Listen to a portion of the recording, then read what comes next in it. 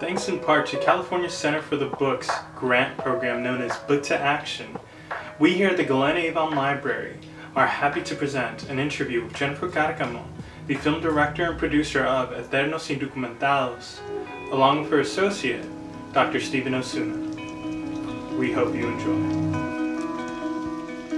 So first and foremost, thank you for inviting us and for having us talk about this project. My name is Jennifer Carcamo. I'm the filmmaker, the director and producer of the film Eternos Indocumentados, Central American Refugees in the United States. I'm also a student. I'm a graduate student at UCLA in the history department. I study the history of Central America, 20th century, and I'm a part of the Human Rights Alliance for Child Refugees and Families, which is the organization that also helped in developing the analysis of the film. Stephen Osuna. I'm a professor of sociology at the California State University, Long Beach. I teach classes in criminalization and immigration and social theory. I'm also a member of the Human Rights Alliance for Child Refugees and Families and participated in supporting Jennifer in making the film. Could you tell us about your work in the Human Rights Alliance for Refugee Children and Families and any other work outside of the HRA? Human Rights Alliance started in 2014 as a response to the conditions of unaccompanied youth being detained in the private detention facilities, right, by the United States government. And there was this whole, uproar in the news and media about seeing these children in cages, right, unaccompanied Central American, specifically children in cages, and then seeing families being detained as well. And so we started organizing in Los Angeles, which was a broad alliance of nonprofit organizations, grassroots organizations, community members, right, academics that just were really concerned about what was happening and the analysis that was out there about why was it happening, right? Why were these children, unaccompanied youth, arriving at the border? Why were they being detained this way? And a lot of the focus was on the poverty and violence, but there was no analysis of the root causes or even uplifting the voices of those that were being detained. And so a lot of us came together to organize and to respond to these conditions and actually get to talk to the people that were being detained and visit them in the detention centers and try to support them in this process of getting them out of the detention centers, right? And so that's how it first initially started. And slowly, obviously this has continued, right? This has not changed, right, since 2014. Maybe it might be a new administration, but we've recognized that although a different administration, there's still the same policies and still the same actions against our migrant and refugee communities. And we've grown a lot smaller now. Now we're really a grassroots membership of just a group of us, right, that are continue doing this work of supporting refugees now that some of them have been released, and in trying to support them with their housing, support them with just, material support, right? But at the same time, providing an analysis in which this film comes out, right? That the film can be used to provide an analysis of the root causes of forced migration and displacement in Central America. So currently what we've been doing is that, right, trying to spread this film, trying to spread the analysis of the conditions in Central America that are creating these waves of migration, these caravans that we've been witnessing for the past 2 years, right? But again, focusing on the root cause of these problems and not the not even, I wouldn't say superficial, but the actual stuff that we see on TV, right? The violence, the poverty, which are all real effects, but what are the root causes? And for us, it's U.S. foreign and economic policies, or a lot of us would say U.S. imperialism, that are causing these problems in El Salvador, Guatemala, and Honduras. Kind of build off of that.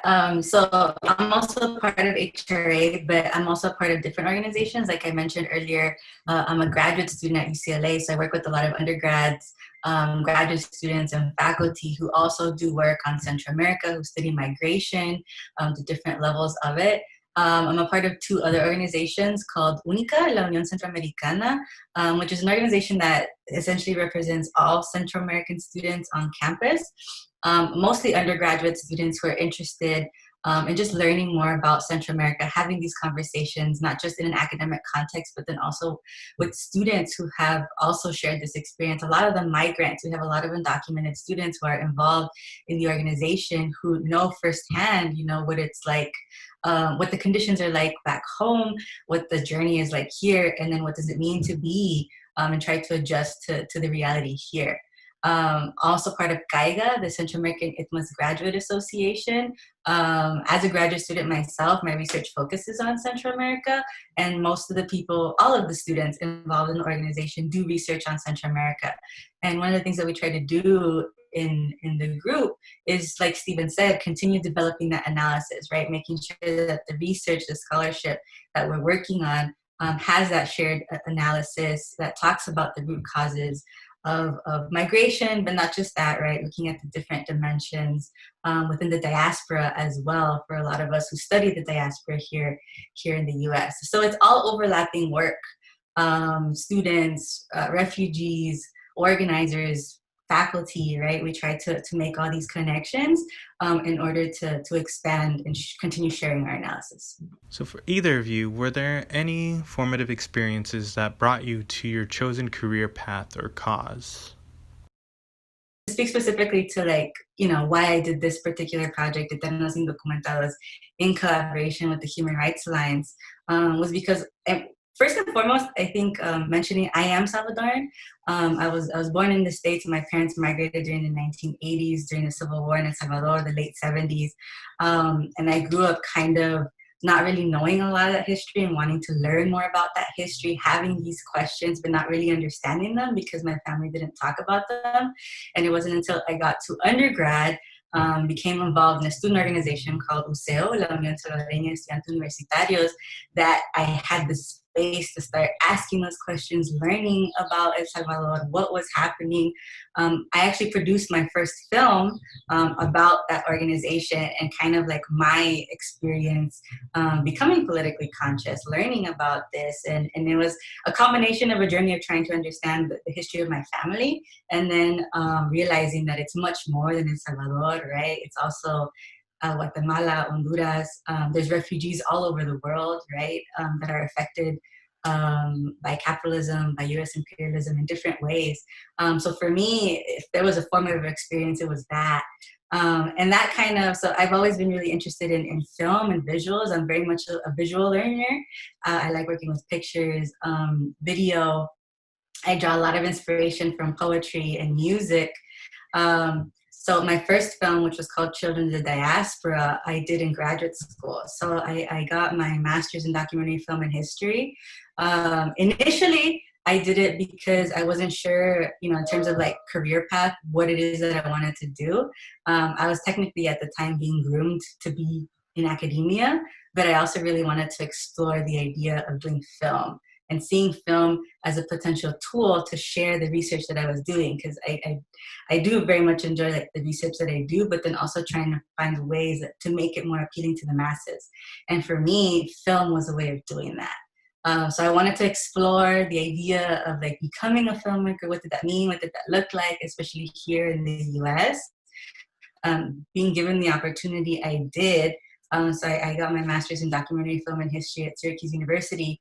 In the process of that, realizing that I did not like the film industry at all. I felt like a lot of the work that I wanted to do, in a lot of instances, asked of me to compromise some of the things that I wanted to talk about, right?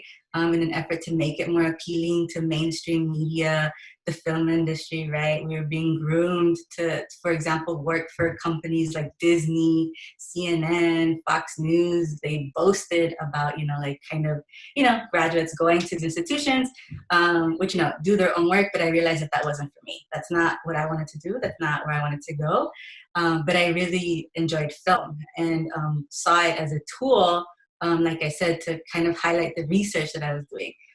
So that's why I decided to go the academia route, but not letting go of film, right? Really seeing it as a, like I said, a tool to be able to share the research that I'm doing, and that really centers the voices of those that I'm organizing with. So everybody that comes out in my film are people that I met through organizing, are people that I met while being involved in the Human Rights Alliance. And for me, it wasn't just about selling a story, right? It was really about capturing a bigger narrative, talking about centering their voices, our voices, right? Our analysis about what's happening, and sharing that.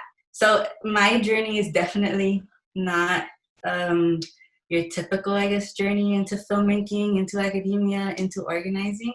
It's all very much connected to the work that I do. I just want to add that I think for the film and Jennifer's experience is that all of it, like she mentioned, it's been collective. A lot of us have participated since for a very long time. We're also members.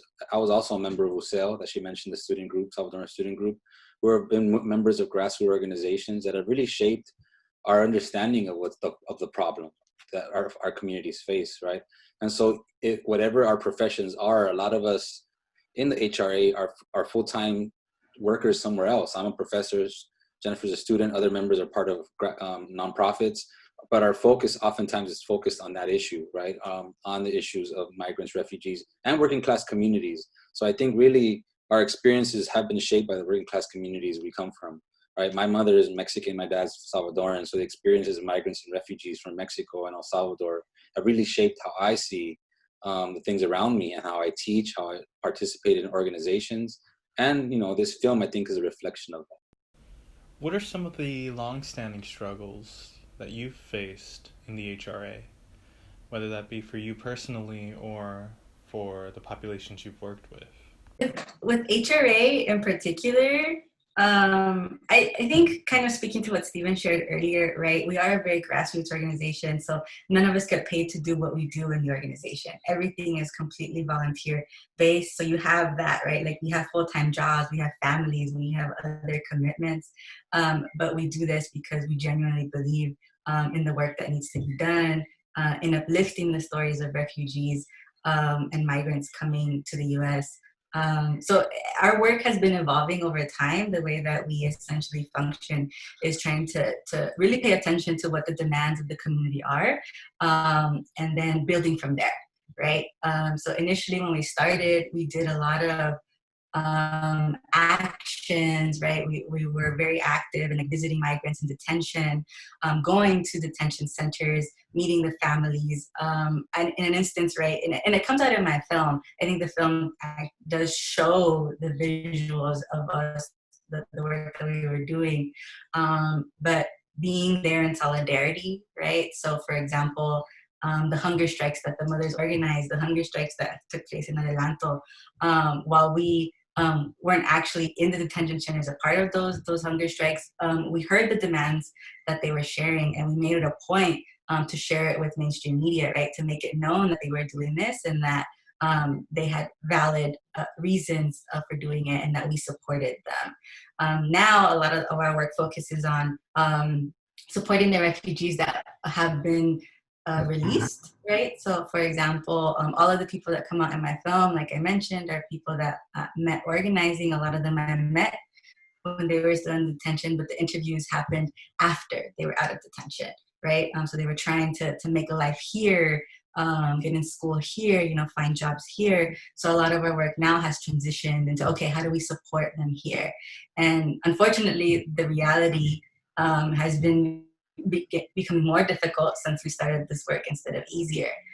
As Stephen mentioned earlier, the Human Rights Alliance started in 2014 under the Obama administration. And in the middle of that, we see the coming of the Trump administration, right? And all of the very racist and xenophobic policies that continue, that started way before Trump, but that continue to specifically affect Central American refugees. So we've been, you know, struggling to figure out how to navigate that landscape and to provide the material support for refugees and to continue doing the political education that we do by sharing things like my film, but then also like having Q&As, discussions, right, in schools and universities with community organizations, because a lot of people are not necessarily making those connections, and we want those connections to be made so that we can, you know, talk about strategies for overcoming these challenges. So yeah, there's a lot of challenges that we're still dealing with now.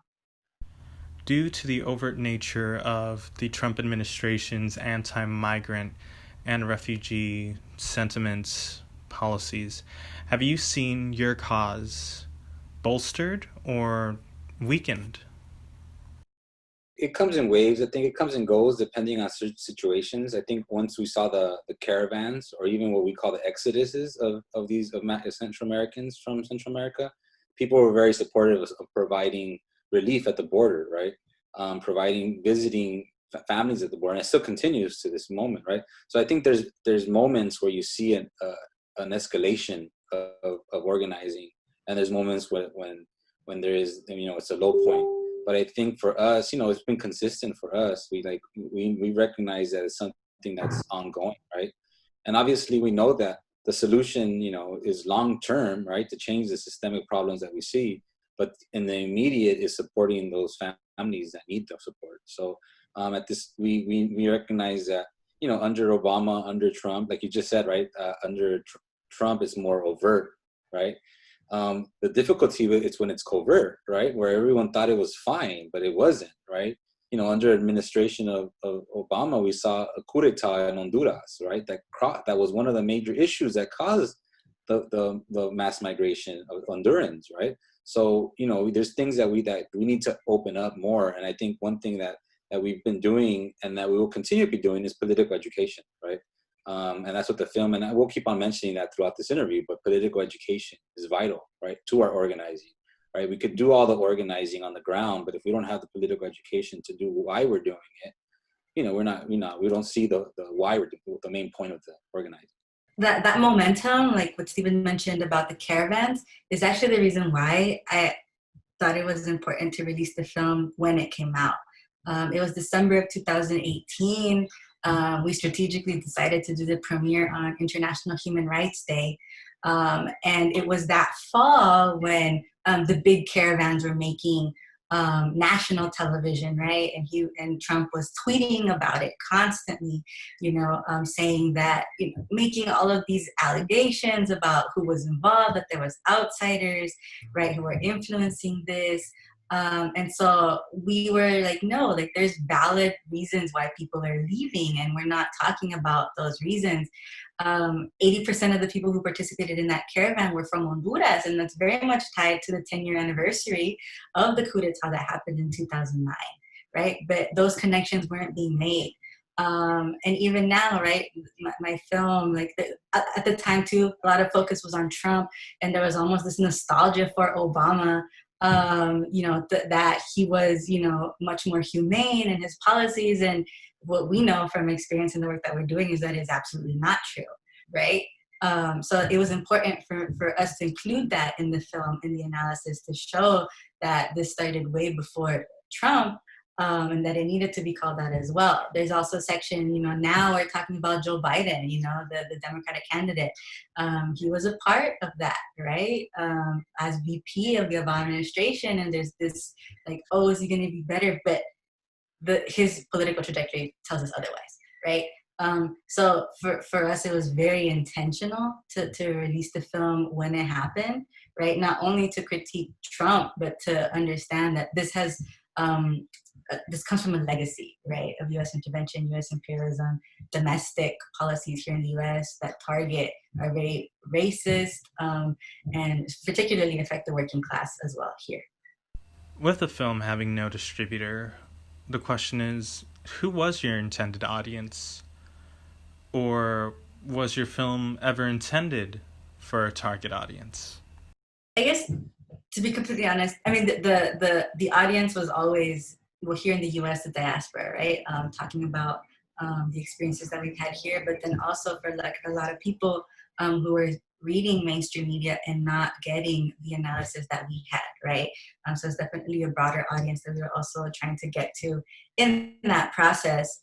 Organizers, people who are doing the work, right? So make it a point in the film to also include organizers who are doing the work in the U.S. and in Central America, so that their analysis is shared. And part of it is to also, make it known that the work is happening here as well as in Central America. So the vision was, right, to first do it here because of the policies here and the discourse that was coming out, in particular in 2018, and has continued to happen.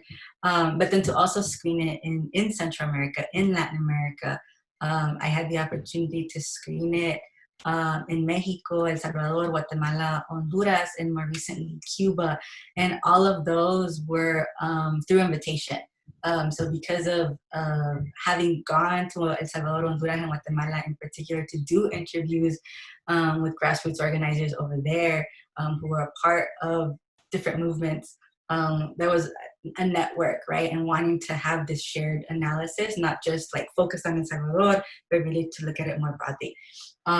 So yeah, it's been entirely through word of mouth that it's gotten around. And that has continued to be the case. It's available for free online now, and the reason why we made that happen was also because of what's happening with COVID. So we were organizing community screenings, but then obviously under COVID, we had to cancel. As she was saying, right, the showing the screenings. We were doing community screenings, right? Either invited by community organizations or even universities, right? And we will speak on the topic of the film and provide a Q&A, right, and discussion. We created a sheet that goes alongside of it that provides like definitions and historical facts about Central America, right, that align with the film, because there's some tough concepts that are brought up, terms that are brought up in the film that people might not have an understanding of, right, that we discuss on the film. So we did that as well. And as Jennifer was saying, that showing it throughout Central America and in Cuba was word of mouth, but it was also, again, the interest, right, was there, right, to learn from grassroots efforts, right? I think that's what was important about the film, right, that it highlights the grassroots efforts in Central America and in the US, right, to show this transnational, international relationship between grassroots movements that are opposed to neoliberal development. And what I mean by neoliberal development is the capitalist policies that privatize natural resources, that cut social spending, right? That push up the resources upward, right? The upward redistribution of wealth, right? Those things that are things that that these organizers are opposed to and are trying to organize an alternative in Central America and here in the U.S. Since the film release, have you seen any monumental changes in the world of immigration, be it here in the U.S. or in Central America? You know, given again, we want to remind ourselves, right, that under the Republican or Democrat administration, it's always going to be an uphill battle to defend the rights of refugees and migrants, right? And in each administration, the Obama administration, the Bush administration, the Clinton administration, we've all seen policies that have been against migrants, right? And the only time we've seen any advancement of migrants' rights and refugee rights is through organizing, through grassroots efforts that push governments to move towards a direction that at least alleviates the conditions of migrants and refugees. But when it's when it's left to these governments, they oftentimes are on the side against migrants and refugees. And currently under the Trump administration, obviously we've seen it getting worse, right? Not only his discourse, which oftentimes people focus on, right? His tweets, what he says, but it's the policies, right? The further detainment of migrants in detention centers, the increase of detention centers, the further deportation of migrants or refugees, the creation of a stay in Mexico policy where migrants, instead of being released here after refugees after they ask for asylum, they're being pushed back in Mexico and be left in Mexico, right? That's the remain in Mexico policy, what it's commonly known as. You have the border militarization of Mexico, right? The southern part of Mexico has been militarized by the Trump administration. And I say the Trump administration because he's pushed and coerced Mexico to do this, right? It's not like Mexico just decided to militarize its border. It's through efforts of the Trump administration to militarize the Mexican border, right? Which was also happening during the Obama administration. But then recently, we also have seen this thing called the Safe Third Country Agreement. The argument of this is that countries if refugees land on another country after they leave their first country, their home country, if that country is safe, they should apply for asylum there, right? But we know that Central America is in no place, in no way or shape or form ready to receive any refugees, right? So this Safe Third Country Agreement has an agreement with Guatemala, El Salvador, and Honduras, right? So if a Salvadoran migrates through Guatemala, the argument is, well, if they landed if they passed Guatemala, they should ask for asylum there. But we know about the femicides in Guatemala. We know about the femicides in El Salvador. Women were not safe in these conditions, right? And again, it's not because of the culture of Central America. It's the structural conditions of poverty, of capitalist exploitation in these countries that are creating these conditions. So in that sense, we have seen an increase in these conditions, and it's been recent that we've seen these caravans, right? And these caravans, again, it's been ways that it's some people argue that it's been orchestrated, like Jennifer was saying, and others it's just happened because people have just been tired, right, of dealing with the structural conditions in their countries, right? And then others are arguing that, well, it makes it safer for them to migrate through Mexico, right? Mexico is it's almost like a middle passage for Central Americans to get to the United States, right? And it's a deadly one, right? But not only the cartel, which oftentimes is the focus, but also state police, military that are also causing violence against Central American refugees and migrants, right? So we've seen things getting worse, definitely, right? And under COVID, under this current COVID situation, even more so, right? That we see migrants and refugees being detained in the detention centers under horrible conditions, right? Where there's been an increase of cases of COVID within the detention centers, right? We've seen the Trump administration deporting people with COVID back to Central America, right? So these things have been increasing, right? And it's been a situation that's made it worse. Given the conditions right now, currently, right? We just saw, the expedited deportations happening, right? That they're saying that if they don't have a case, you could just deport them immediately, right? And so not losing their rights to ask for asylum has been a big thing happening under the Trump administration.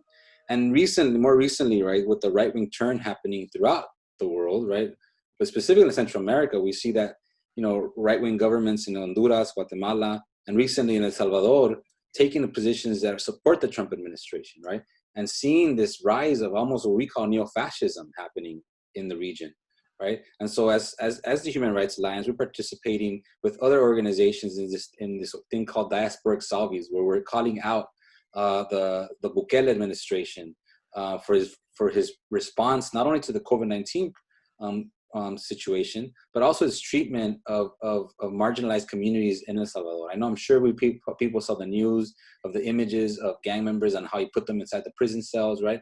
And obviously that's oftentimes a very tense, difficult conversation to have, right? The violence of gangs in Central America.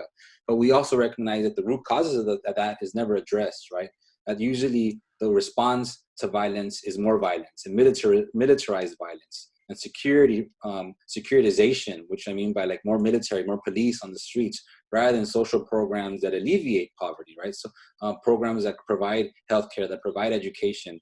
Oftentimes that's not the approach, and we're seeing that under the Bukele administration, and that's very alarming to a lot of us because again we're seeing this rise of a neo-fascism that a lot of us are responding against. Right, and we've collected a whole bunch of signatures of Salvadorans in the diaspora to respond to this, to say that we're not in agreement with the Bukele administration and his approach to COVID, not only COVID-19, but just the neoliberal development that he's following in the country.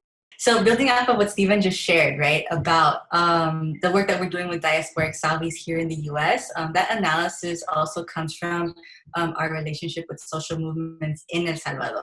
With progressive movements, right, feminist movements, indigenous organizations over there who are also feeling the impact of the policies and trying to really make a transnational analysis of what's happening and supporting the movements over there, which is also part of what I share in my film, right? The need to make this a transnational movement, to connect it to the social movements in Central America, to hear their demands and then to build from those demands. So that's a lot of the work that's also happening with Diasporic Salvis. Not too long ago, there were reports of disinfecting chemicals being used in detention centers that were proving to be a health risk for some of the people being kept there. Do you believe COVID-19 has been used as an excuse to mistreat people in detention centers? I think the COVID-19 has really been used as a ruse to do a lot of harm to our community, unfortunately, right? Obviously, COVID-19 was just, I think for me and for a lot of us as HRA believe that COVID-19 was just like the tipping point of this global economic crisis, right? There was an economic crisis before COVID-19, and COVID-19 has now just unleashed it, right? We're seeing it with the Black Lives Matter movement. We're seeing it with organizing in Amazon workers, right? And when it comes to migrants and refugees, the treatment that we see in detention centers, it's been ongoing, but even more so now under COVID-19, right? The way that they're not providing them with any care, right?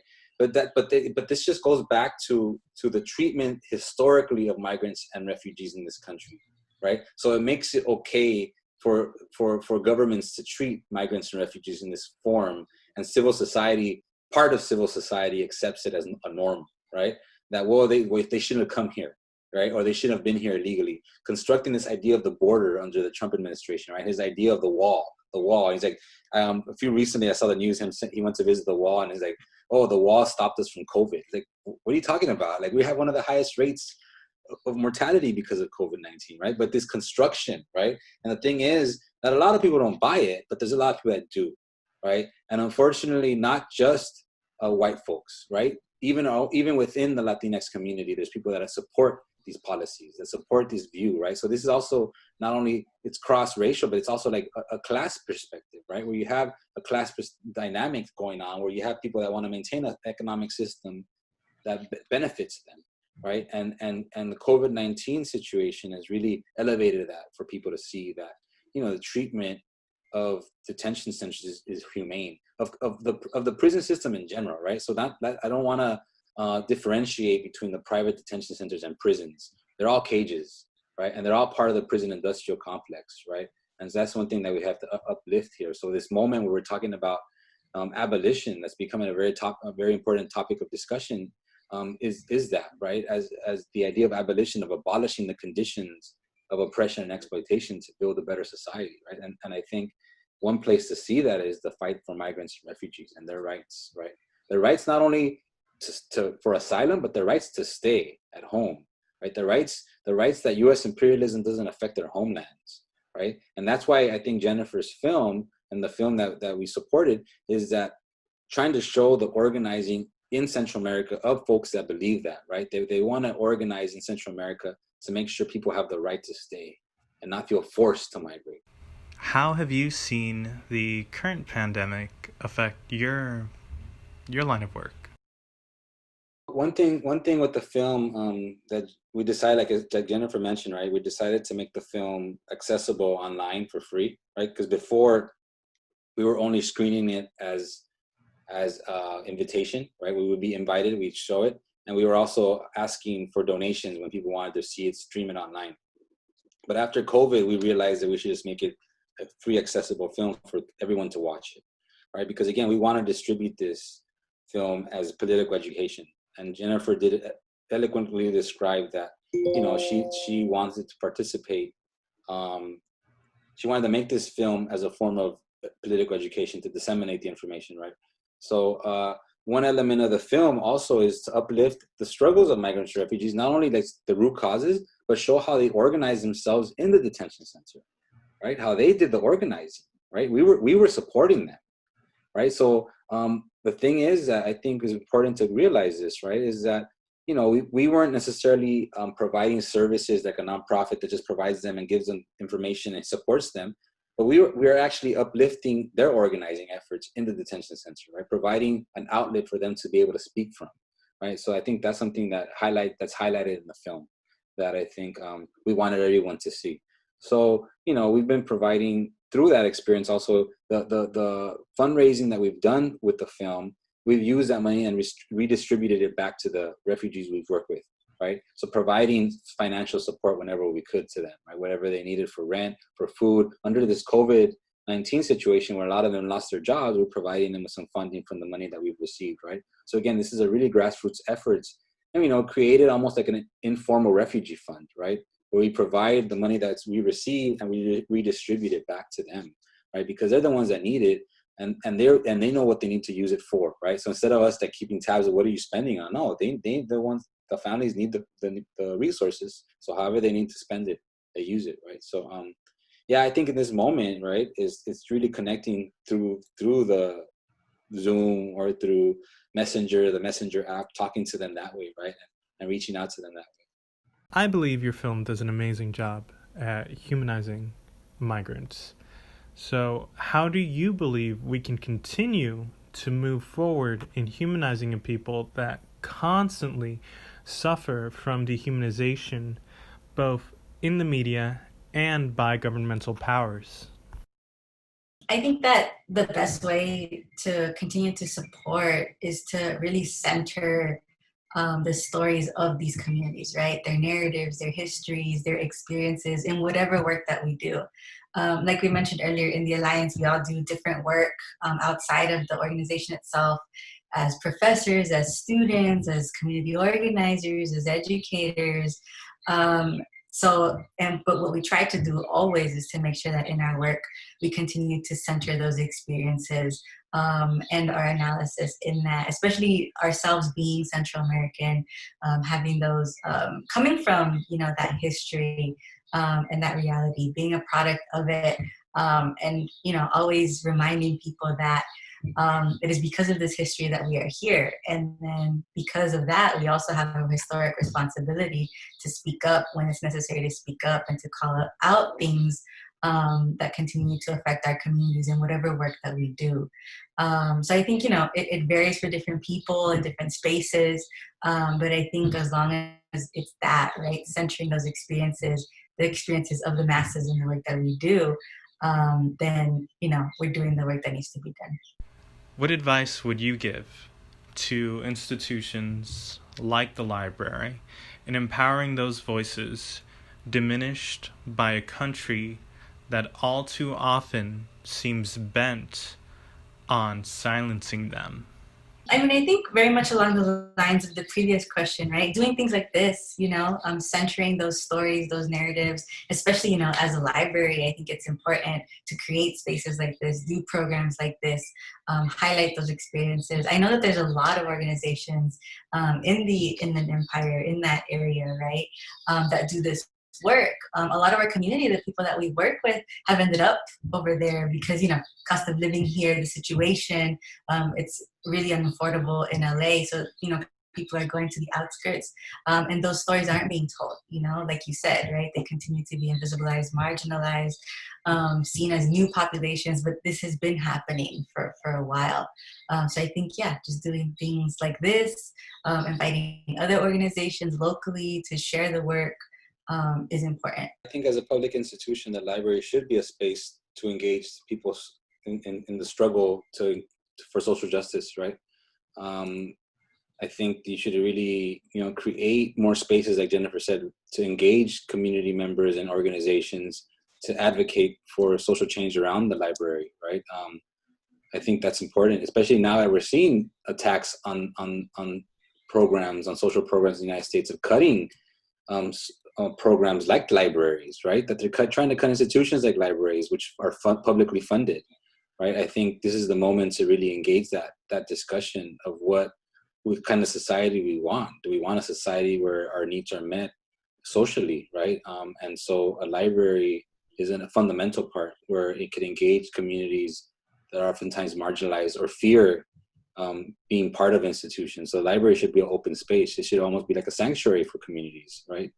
To use it as a space to organize and create new ideas and ways of being in the world. For anyone interested in pursuing your line of work, what would you advise they do to get involved in the present time or in the future as a career or chosen cause? I mean, for me, it's been following your passion, right? Whatever that means, as cliche as that might sound, it's actually, I think an effective way of finding your place in the struggle. Like I shared, right? For me, like I went to graduate school doing filmmaking, wanting to do academia, doing student organizing, and then realizing that I could do a combination of all of those things, not in a very traditional way, but in a way that was effective at supporting the work that needed to be done. That you're not afraid to be bold in your analysis, in your work, and really speaking truth whenever you feel like it is necessary and important. A lot of times I feel like in these institutions, whatever institutional work you're in, you feel like you can't but I think it's important to challenge ourselves in different ways, to, be bold in sharing our thoughts, our analysis, these stories that aren't being told, because if we don't tell them, nobody else will. To build off of that, I think, again, the idea of being bold, right, of learning history, right, and our passion should be guided by history. Our passion should be guided by the conditions of the communities that we come from, right? So I think, having a preferential option for our communities when we do the work we do, right? A preferential option for the working class that are struggling every day, should be our passion and our guide to doing the work we do. As Jennifer just mentioned, she studies, Central American history, but she's looking at it from the perspective of the working class, of the social movements. As a sociologist myself, I study the conditions of the system that's been oppressing and exploiting working class communities. So that's guided my vision of the world, right? And always having love for the people the work that we're doing, right? I think that's the passion, right? I work at a CSU because I care about working class students and working class university students. So I think, I think passion guided by history and love for the people is what should guide what we do. Is there any way to be kept up to date with your efforts in the HRA? Visit our website, right, Jen? What's the website? So our HRA website is refugeerightsnow.com. So that's where we post, any of the work that we're doing. Right now, obviously, most of what we're doing is online. We've been participating in a lot of other coalitions. They're trying to do political education, connecting with other grassroots organizations. So definitely, check out our website. We're also on social media, on Facebook, on Instagram, on Twitter. We need to get a little better at being on Twitter, but, we're getting there. Also follow the film, share the film. Like I mentioned earlier, it's free, available to anyone, anywhere online. As long as you have stable Wi-Fi, you should be able to access it. Just continue, sharing the work.